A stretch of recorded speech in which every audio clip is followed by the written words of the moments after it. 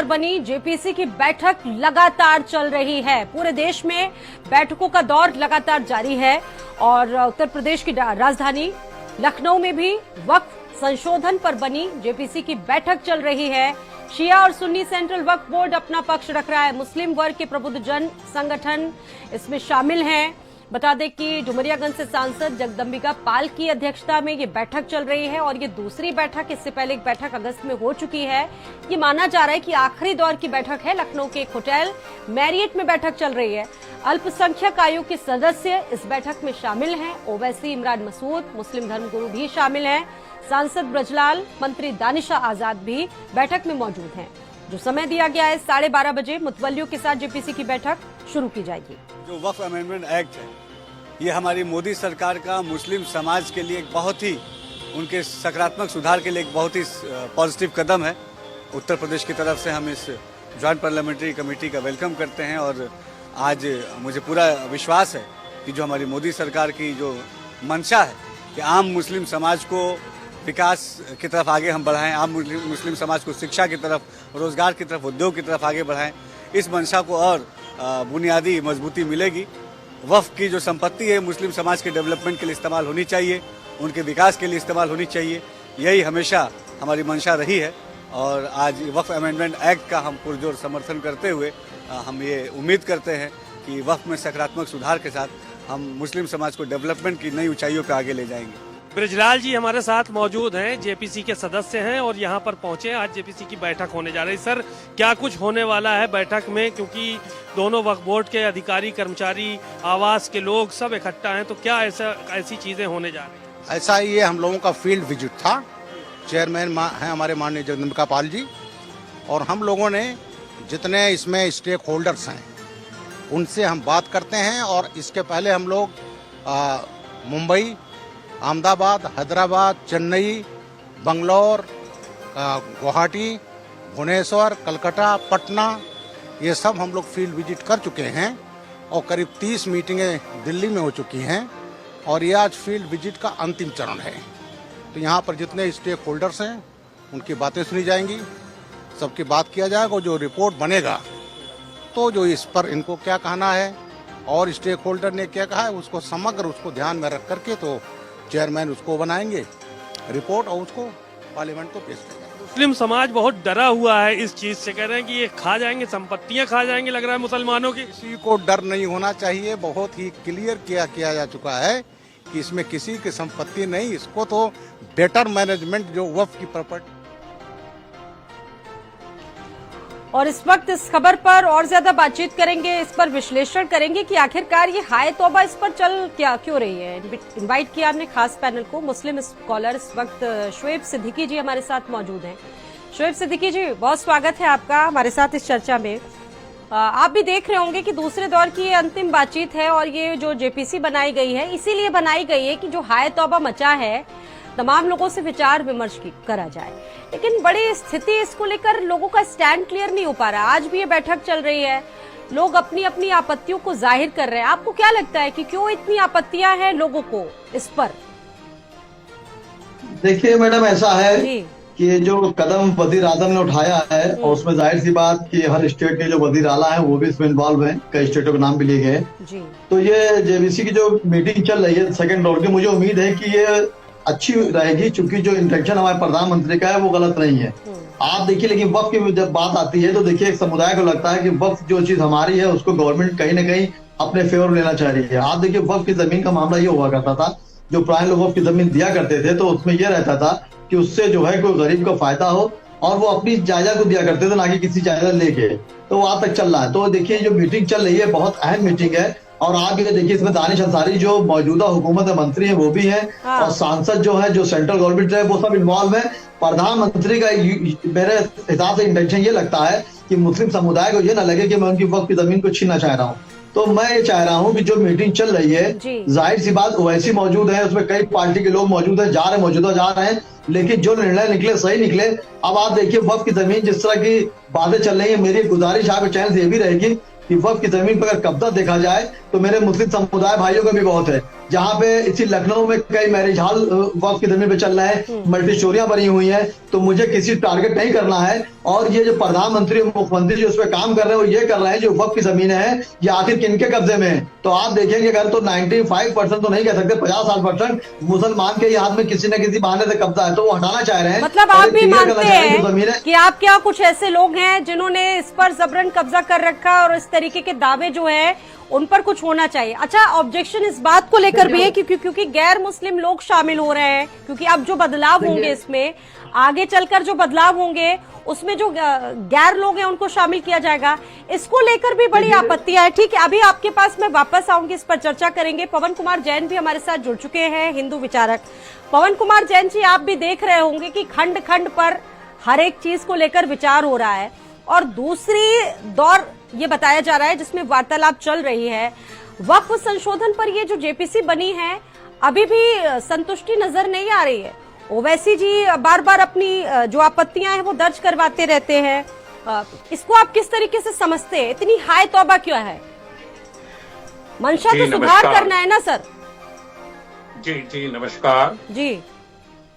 आप कुछ लोगों का काम ऐसा है कि इन्होंने समाज का कभी कोई भला नहीं किया और समाज के अंदर ओबीसी जी जैसे व्यक्ति बहुत बड़े बैरिस्टर हैं वो, और कानून को वो मानना नहीं चाहते।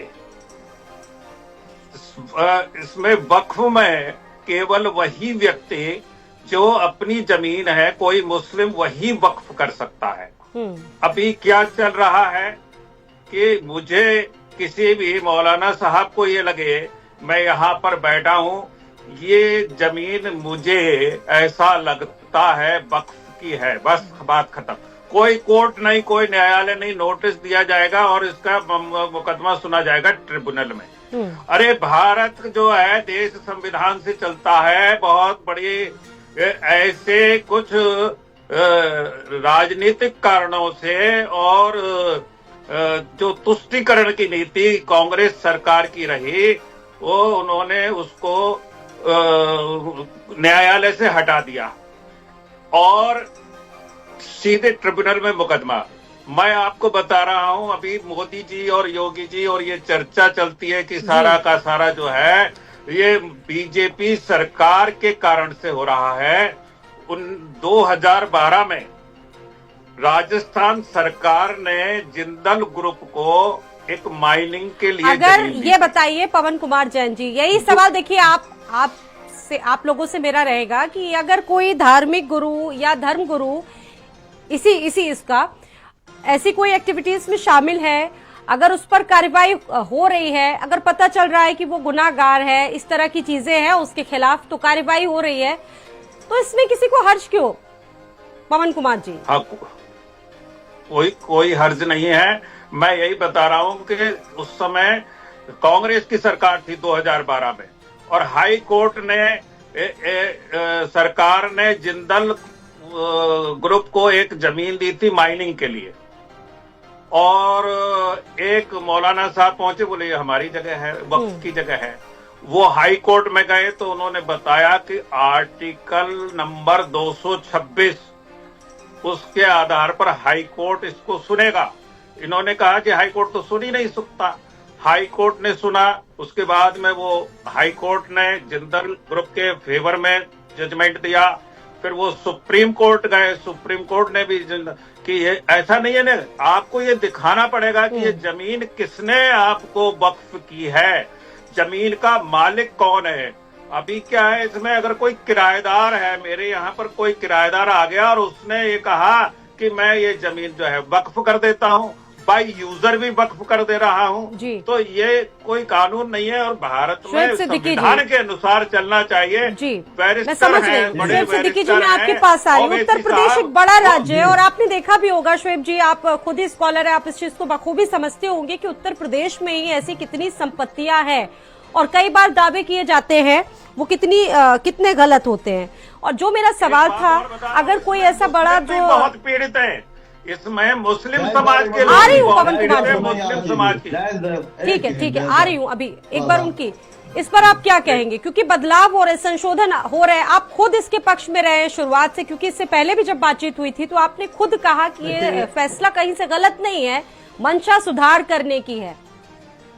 देखिए ऐसा है मैडम, जो आने वाले कल के मसाइल है, सोचिए उस कल से क्या मिलेगा किसी को कल जो जो वक्फ की जमीन का मामला होता है, ये हकीकत है वक्फ की प्रॉपर्टी जो होती है वो वक्फ जिस तरह किया जाता है, कई बार बोल चुके हैं, उसमें वक्त जाया नहीं करेंगे डिबेट का। देखिए होता क्या है, यहाँ पर एक समुदाय को जैसे लग रहा है कि हमारी हर चीज छीनी जा रही है, लेकिन होता क्या, अगर आप शहर में, लखनऊ शहर में देख लें, आप पूरे यूपी में देख लें, तो मैं देखता हूं कि बड़े बड़ी बिल्डिंगें जो है, जो मुसलमान मेरे भाइयों ने बना रखी है वक्फ की जमीनों पर, उसको बेच दिया है, और बेचने के बाद जो उसमें लोग रह रहे हैं 20-50 लाख रुपए लेके फ्लैट लेके रह रहे हैं, और जब उस पर कार्रवाई हो रही है तो मुख्यमंत्री को दोषी ठहरा रहे हैं। तो 1 मिनट आपको मैं रोकना चाहूंगी।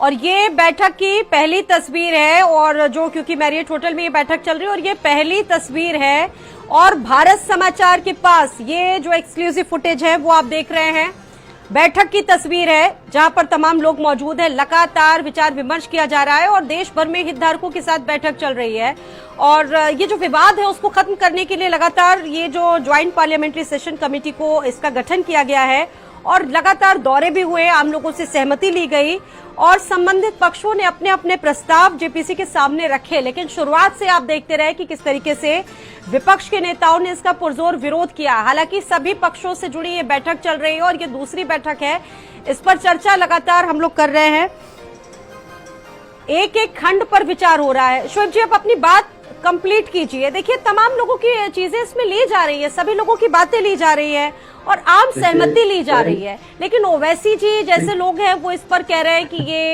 ये जो विवाद है ये सरकार जबरन खड़ा करने की कोशिश कर रही है, ठीक बात नहीं है, बहुत सारी चीजें, बहुत सारे मुद्दे वो अपने उठा रहे हैं इसको लेकर। देखिए ऐसा है कि ओवैसी जी जो है, जाहिर सी बात है उनका मामला यूपी में बन नहीं पा रहा है, और वो हमेशा एक तरफा बात मुसलमानों करते हैं, बहुत अच्छी बातें करना चाहिए लेकिन जमीन पे आगे करनी चाहिए। तो मासूमा की बुलंदी से जद लौटाना, हमें जमीन के मसाइल में बात करते हैं। वो चाहते हैं मुस्लिम वोट बैंक जो है वो मेरी तब खींच जाए, समाजवादी ना जाए, बिहार में लालू प्रसाद ना जाए। एक सेकंड, आप देखिए प्रधानमंत्री ने बहुत अच्छी पहल की है कि जो झगड़े फसाद चल रहे हैं अभी हमारे पास में, इस पर हम आगे भी चर्चा करेंगे। पवन कुमार जैन हमारे साथ जुड़े हुए हैं लगातार। पवन कुमार जैन जी क्या कहेंगे, क्योंकि 20 सेकंड का वक्त है, बताइए। बस ये है कि ये जो उसमें चेंज की बात है, परिवर्तन की बात है, एक्ट में अगर कोई गलती है, बहुत सारे उसमें संशोधन हुए हैं, न केवल वक्फ बल्कि जब ये संविधान बनाए आज तक बहुत सारे चेंजेज आए हैं और समय के हिसाब से उसमें चेंजेज आने चाहिए। बहुत धन्यवाद आप दोनों का ही, बहुत धन्यवाद जुड़ने के लिए। और ये बदलाव जो यहाँ पर हो रहे हैं, दरअसल उसी पर ये सारा जो बवाल है वो मचा हुआ है। फिलहाल ये अंतिम दूसरे दौर की बैठक है और ये माना जा रहा है कि बहुत जल्दी इस पर जो तथ्य हैं वो संकलित किए जाएंगे और उसके बाद जो रिपोर्ट है वो रखी जाएगी। और अभी आपको सीधे लिए चलते